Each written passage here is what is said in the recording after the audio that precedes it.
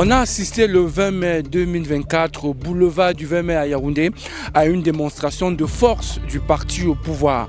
Près d'une quinzaine de minutes de passage des différentes branches de ce parti, le parti que dirige le président Paul Biya.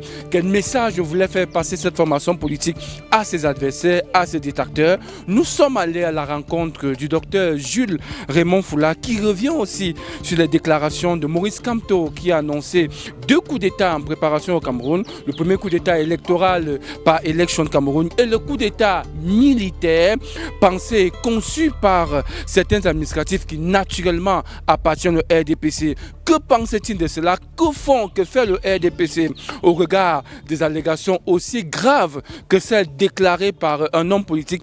Mesdames et messieurs, bienvenue à Face Caméra du docteur Jules Raymond Foula, premier militant de la première heure du Rassemblement démocratique du peuple camerounais.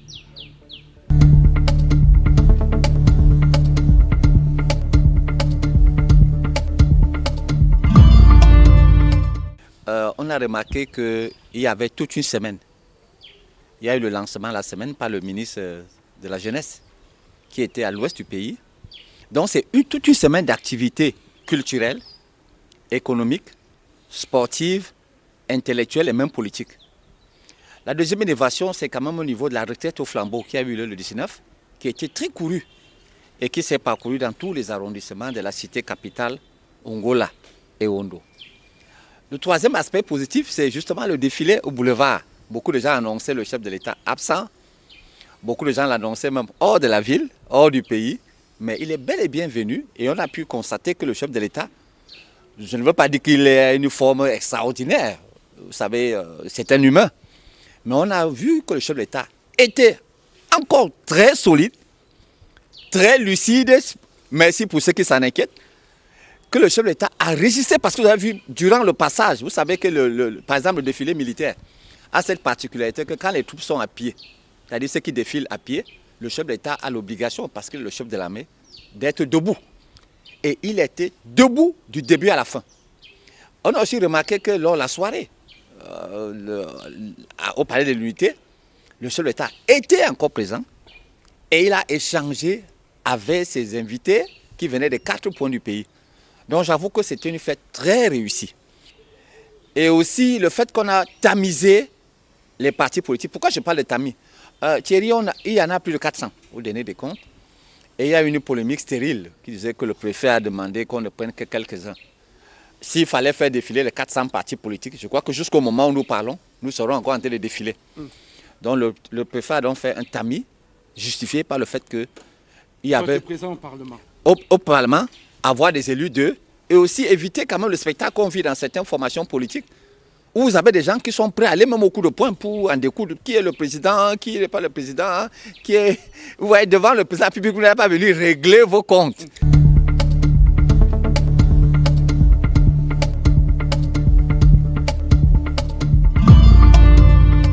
D'abord, le président national, qui est le président de la République, a toujours instruit au Rassemblement démocratique que dirige le vice-premier ministre Jean Kouété, d'être proactif. Donc nous, on n'attend pas les défilés comme les autres. Au RDPC, on travaille matin, midi, soir, de lundi à dimanche. Donc tous les événementiels de l'État, que ce soit l'État du parti, le 6 novembre, le 24 mars, le 11 février, le 20 mai, le RDPC répond toujours présent. Alors cette fois-ci, il a fallu démontrer 2 choses. Nous sommes à la veille, Thierry, d'importantes échéances. Vous avez les élections locales, les municipales et législatives, et surtout la présidentielle. Donc il y a certains apprentis sorciers qui nous annoncent une future défaite. Je crois qu'inspirés négativement par ce qui se passe ailleurs, il a donc fallu leur démontrer que le parti politique qui est aux affaires, le parti politique dominant, le parti politique qui va gagner toutes les élections, c'est le RDPC. Parce que vous ne pouvez pas gagner une élection si vous n'avez pas de militants, si vous n'avez pas de sympathisants. Et je remercie d'ailleurs les responsables politiques à la base qui, chacun de son côté, initient ce qu'on appelle les campagnes d'inscription en masse sur les listes électorales. Donc il fallait faire passer le vrai message, le bon message. Voici la vérité. Le RDPC est au pouvoir, le RDPC va encore rester au pouvoir, le RDPC va gagner toutes les élections.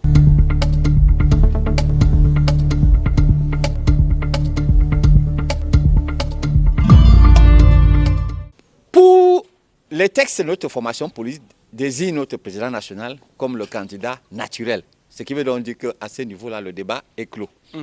Mais à titre personnel, Thierry, je souhaiterais que nous tenions en compte les dons du transfert générationnel. Certains de nos aînés ont beaucoup fait pour la nation, ils ont beaucoup fait pour ce pays. La vie politique, c'est comme la course de relais, Thierry, le 4x400 mètres. Quelle que soit votre performance, au bout de vos 100 mètres, vous devez passer le relais à quelqu'un d'autre pour qu'il continue. Je parle de certains responsables politiques. Donc il y a le transfert générationnel, et il y a le rajeunissement, et il y a les jeunes, et il y a les femmes. Donc il est important que, en dehors du défilé, que mon parti politique, le parti politique du gouvernement, RDPC, soit ça rime quand même au contexte actuel. Parce que nous sommes toujours prêts avant le jour du marché, mais j'avoue quand même qu'il y a un travail qui doit être fait à l'intérieur pour nous permettre d'affronter ces échéances-là sur de très bonnes bases. Donc le message est clair. Le RDPC est là. Le RDPC sera là pour toujours.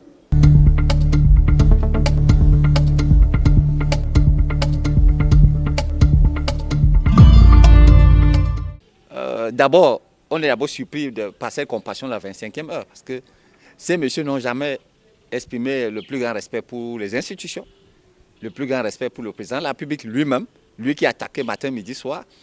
Et ces messieurs nous parlent de 2 coups d'État. Un premier coup d'État électoral qui serait initié par Élection Cameroun. Lequel? Les élections sont libres. Les inscriptions sont libres. Vous n'allez pas obliger les gens à aller voter. Alors, donc, les citoyens s'inscrivent, les citoyens votent, et le moment venu, ils feront leur choix. Thierry, qui vous dit même que nos militants voteront absolument pour nous? Les militants ne sont la propriété de personne. Donc, vous pouvez inscrire les gens sur les listes, mais ils vont voter pour notre candidat. Donc, nous, RDPC, on gagne les élections démocratiquement. Maintenant, comme si ça ne suffisait pas, ces messieurs nous parlent d'un coup d'État militaire en plus. Nous sommes surpris, vous avez vu le défilé de l'armée. L'armée a 5 missions fondamentales. La sécurité des biens, la sécurité des personnes, le soutien aux institutions, le soutien aux institutionnels et surtout l'intégrité du territoire. Le moment pour moi d'avoir une pensée pour nos soldats, nos gendarmes, nos policiers. Et tout récemment, on a perdu 5 du côté de Yumejoko Sud-Ouest et un soldat du BI du côté de Bui. Et même pendant ce défilé, on nous a appris que le maire et le délégué, le maire du Boyo, c'est le Bui, et le maire de Bello et le délégué à l'éducation de base avaient été assassinés lâchement par ces terroristes sécessionnistes qui veulent diviser notre pays pour la 5e fois. Donc nous les présentons à toutes les familles nos condoléances et nous demandons à l'armée de faire son travail, rien que son travail, le plus humainement possible. Vous entendez, Thierry, de moins en moins de récriminations. Donc l'armée n'est pas là pour faire des coups d'État, surtout la nôtre, c'est une armée républicaine. On n'est pas au service du RDPC. Non, du tout, du tout. L'armée est au service de tout le monde. Nous avons toutes les institutions qui fonctionnent, tous les responsables qui sont en place, qui sont à l'œuvre. Qu'est-ce qui peut bien amener notre armée, surtout celle-là, à penser à un coup d'État? Une fois de plus, c'est la redondance.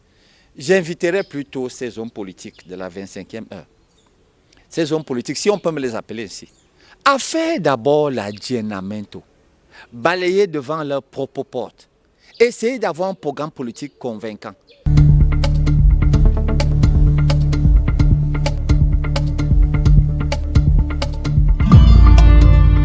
S'ils étaient sérieux, ils allaient faire des candidatures communes, des plateformes communes, des programmes communs. Mais regardez le degré de désunion qu'il y a. Chaque jour, vous apprenez encore des dissensions, des querelles internes.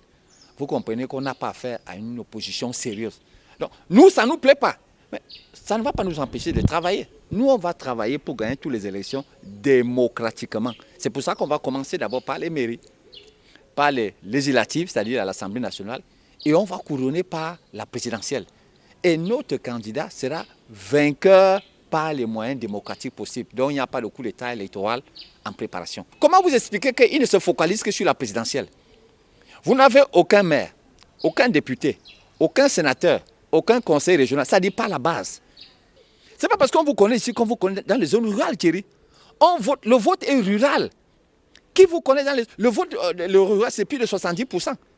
Vous faites un peu de bruit dans un ou deux chefs-lieux et vous croyez que vous êtes célèbre? Qui vous connaît au village? Dans les villages? Qui? Est-ce qu'ils ont fait le tour de 10 régions. Je rappelle que le RDPC a 360 sections ici au Cameroun et 17 à l'étranger. Donc nous sommes un parti mondial. Vous en savez un peu plus sur la démarche entreprise par le RDPC pour davantage gagner, comme il le dit. Ils vont gagner toutes les élections.